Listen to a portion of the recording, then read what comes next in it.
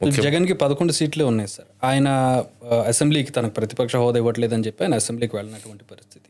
ఎట్లా చూస్తారు దీన్ని? రావాలి, ఎందుకంటే ప్రజలు వాళ్ళ నియోజకవర్గ ప్రతినిధులుగా 11 మందిని ఎన్నుకున్నారు. 11 is nothing but A cricket team.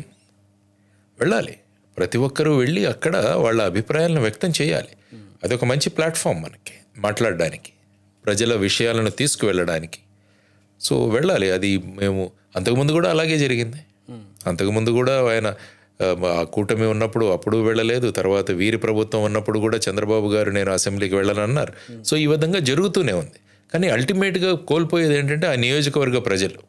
అందుకనే నేను ఇంతకుముందు అన్నాను, ప్రభుత్వాలు ఏదైనా ప్రతి నియోజకవర్గానికి సంవత్సరానికి 100 కోట్లు ఇవ్వాలి అన్న ఒక సిస్టమ్ కనుక రాగలిగితే ఏ ప్రభుత్వమైనా పర్వాలేదు. నియోజకవర్గాలు అభివృద్ధి చెందుతాయి.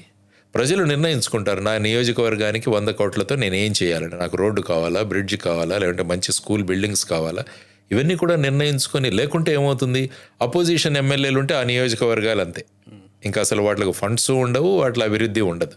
సో ఈ విధమైన భావాలతో ఏమవుతుందంటే రాష్ట్రం కోల్పోతుంది.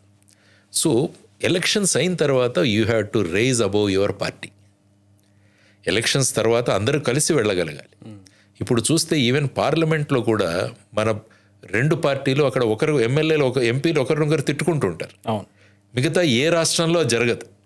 ఓన్లీ మన రాష్ట్రాల్లో చూస్తుంటే ఒకరినొకరు, ఈవెన్ తెలంగాణలో కూడా జరగదు ఆ విధంగా.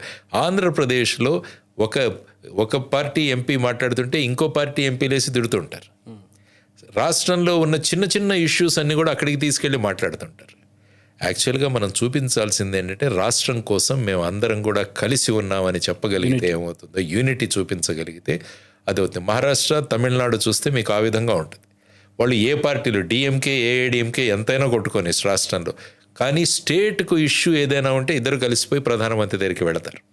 సో ఈ విధమైన ఇట్ ఈస్ అబౌవ్, ఈ విధంగా ఆలోచించాలి మనం. You should not confine beyond this party. రావాలి, పార్టీలు అన్నవి కేవలం ఎలక్షన్స్ వరకు మాత్రమే. ఎలక్షన్స్ తర్వాత అందరూ కలవండి, వెళ్ళండి, రాష్ట్రానికి నిధులు తీసుకురండి. 24 గంటలు ఒకరి మీద ఒకరు విమర్శలతోనే చేస్తుంటే ఏమవుతుందంటే స్టేట్ యొక్క స్టేచర్ పడిపోతుంది.